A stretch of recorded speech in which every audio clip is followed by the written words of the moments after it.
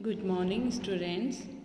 जैसा कि हम अध्ययन कर रहे थे थ्योरीज ऑफ इंटरेस्ट, ब्याज के सिद्धांत, उसमें हमने 3 सिद्धांतों का अध्ययन कर लिया है। Classical theory of interest, new classical theory of interest and liquidity preference theory of interest.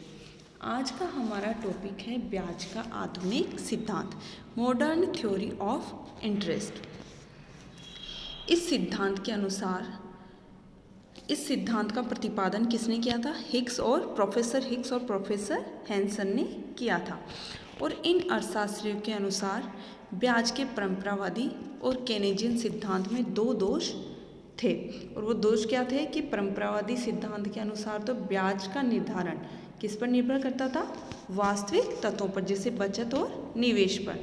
इसके विपरीत केन्ज का सिद्धांत किन तत्वों पर निर्भर करता था? मौद्रिक तत्वों पर, जैसे मुद्रा की पूर्ति और मुद्रा की मांग पर। लेकिन वास्तव में इन अर्थशास्त्रियों के अनुसार ब्याज की दर पर इन दोनों ही तत्वों का प्रभाव पड़ता है। इसीलिए ब्याज के आधुनिक सिद्धांत के अनुसार ब्याज के निर्धारण पर वास्तविक और मौद्रिक दोनों तत्वों का प्रभाव पड़ता है और इससे ब्याज तथा आय का निर्धारण साथ साथ किया गया है। ब्याज का निर्धारण, इस सिद्धांत के अनुसार ब्याज का निर्धारण किस प्रकार से होता है? ब्याज के आधुनिक सिद्धांत के अनुसार ब्याज की संतुलित दर एक ओर तो मुद्रा की पूर्ति तथा मांग को प्रभावित करने वाले मौद्रिक तत्वों पर निर्भर करती है, तो दूसरी ओर बचत और निवेश को प्रभावित करने वाले वास्तविक तत्वों पर निर्भर करती है। अब हम इसमें देखेंगे कि आधुनिक सिद्धांत में ब्याज और आय के विभिन्न स्तरों पर मुद्रा की पूर्ति और मांग की समानता मीन्स मौद्रिक संतुलन को तरलता मुद्रा वक्र LM कर्व के द्वारा प्रकट किया जाएगा। और इसी प्रकार से ब्याज तथा आय के विभिन्न स्तरों पर बचत और निवेश की समानता मीन्स वास्तविक संतुलन को निवेश बचत वक्र IS कर्व के द्वारा प्रकट किया जाएगा। और ये दोनों वक्र जिस बिंदु पर एक दूसरे को काटते हैं वो बिंदु ही क्या होगा? संतुलन बिंदु होता है। और इस संतुलन बिंदु के द्वारा ही ब्याज की दर और आय के स्तर का एक साथ संतुलन प्राप्त किया जाएगा। तो हम सबसे पहले देखेंगे तरलता मुद्रा वक्र मीन्स LM कर्व। तरलता मुद्रा वक्र क्या होता है?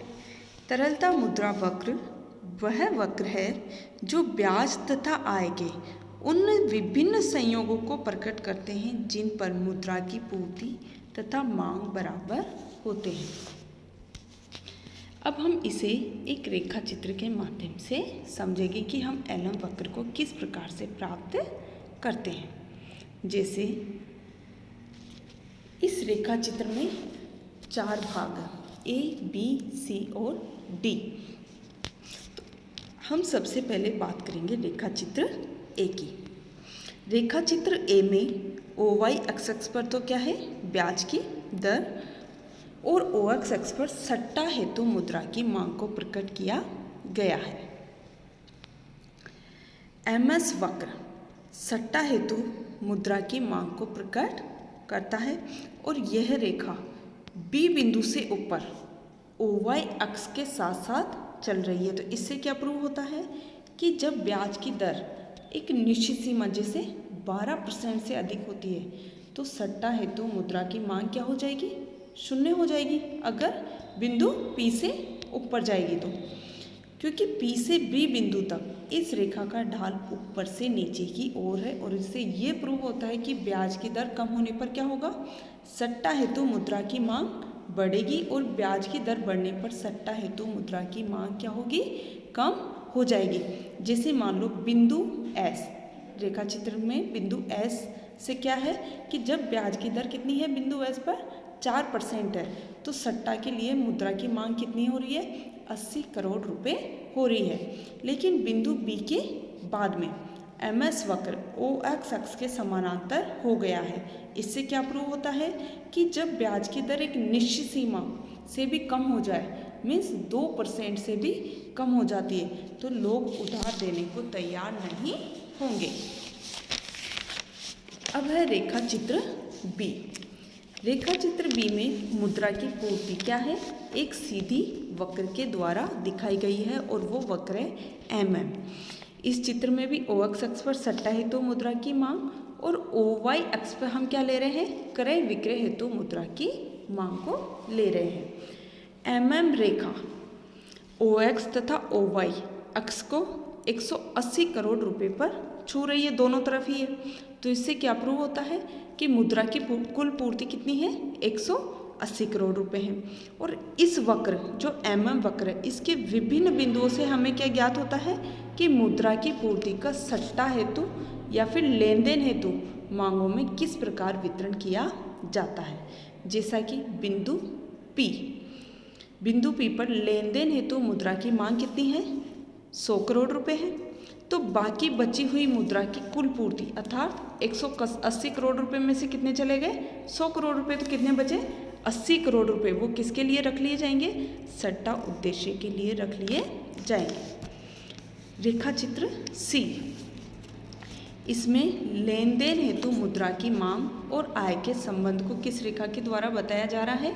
MT रेखा के द्वारा बताया जा रहा है। इस रेखा चित्र में OX अक्ष पर तो मुद्रा की पूर्ति और OX अक्ष पर कुल आय को प्रकट किया गया है और इस रेखा का ढाल नीचे से ऊपर की ओर है। और इससे क्या प्रूव होता है इसके ढाल से कि आय के बढ़ने पर क्या होगा? लेन देन हेतु मुद्रा की मांग भी बढ़ेगी। जैसे इस वक्र के बिंदु T पर जब आय का स्तर कितना है? बिंदु T पर 500 करोड़ रुपए हैं, तो लेन देन हेतु मुद्रा की मांग कितनी है? 100 करोड़ रुपए है बिंदु T पर। अब हम देखेंगे रेखा चित्र D, जिसमें LM वक्र प्रकट की गई है और ये किन तीनों को मिलाकर बनाई गई है? A, B और C। इसमें OX अक्ष पर तो आय और OY अक्ष पर ब्याज की दर प्रकट की गई है और ये रेखा चित्र इन तीनों को मिलाकर A, B और C का एक भाग है। भाग A में के द्वारा ब्याज की दर के विभिन्न स्तरों का ज्ञान किया गया है। इस रेखा के विभिन्न बिंदुओं से क्या ज्ञात होगा कि आय तथा ब्याज के विभिन्न स्तरों पर मुद्रा की मांग तथा पूर्ति का कौन सा स्तर एक दूसरे के बराबर होगा। जैसे LM रेखा के बिंदु L से हमें क्या ज्ञात होता है कि जब ब्याज की दर 4% है तो मुद्रा की सट्टा हेतु मांग कितनी है? 80 करोड़ रुपए होगी जब 4% है। इसी प्रकार से LM रेखा के बिंदु L से क्या ज्ञात होता है कि जब आय का स्तर कितना है? 500 करोड़ रुपए है, तो लेन देन हेतु मुद्रा की मांग कितनी है? 100 करोड़ रुपए होगी।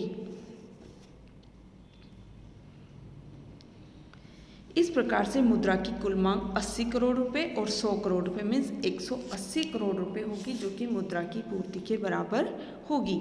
इसीलिए L बिंदु ब्याज की एक निश्चित दर तथा आय के एक निश्चित स्तर पर मुद्रा की मांग और पूर्ति के संतुलन को प्रकट कर रहा है। कौन सा बिंदु?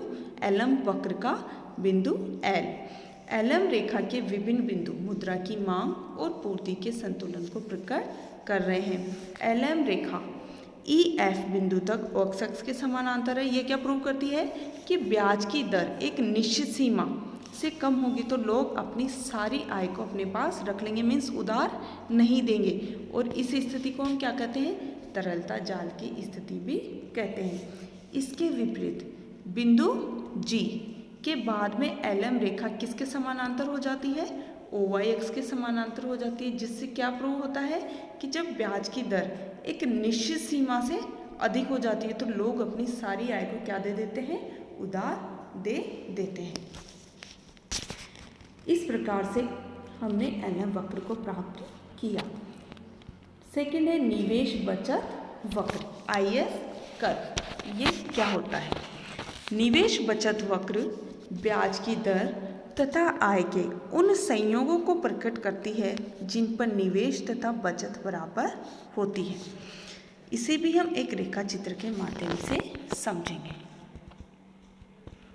जैसे इसमें भी वही A, B, C और D 4 रेखा चित्र लिए गए। अब सबसे पहले हम देखते हैं रेखा चित्र A। रेखा चित्र ए में किसको व्यक्त किया जा रहा है? OX अक्ष पर निवेश की मात्रा और OY अक्ष पर ब्याज की दर। और II क्या है? निवेश रेखा है और इस रेखा का ढाल ऊपर से नीचे की ओर है, जिससे क्या प्रूव होता है कि ब्याज की दर कम है तो निवेश अधिक किया जाएगा और ब्याज की दर अधिक है तो निवेश कम किया जाएगा। अब हम देखते हैं रेखा चित्र बी। रेखा चित्र बी किसको प्रकट कर रहा है? आय की संतुलन स्थिति को प्रकट कर रहा है, क्योंकि जो रेखा चित्र ए में जो निवेश की दर निर्धारित होती है वह बचत के बराबर होनी चाहिए, तभी आय का संतुलन होगा। इसीलिए इस भाग बी में 45 डिग्री रेखा के विभिन्न बिंदु निवेश और बचत के समान स्तर को प्रकट कर रहे हैं। जैसे मान लो जब ब्याज की दर कितनी है? 8% है, तो रेखा चित्र का भाग ए, जब ब्याज की दर 8% है तो भाग ए से क्या ज्ञात होता है कि निवेश की मात्रा कितनी है? 50 करोड़ रुपए होगी, जैसे कि II रेखा के बिंदु ई से ज्ञात होता है। और भाग बी से क्या ज्ञात होता है कि जब निवेश 50 करोड़ रुपए है तो बचत भी कितनी है?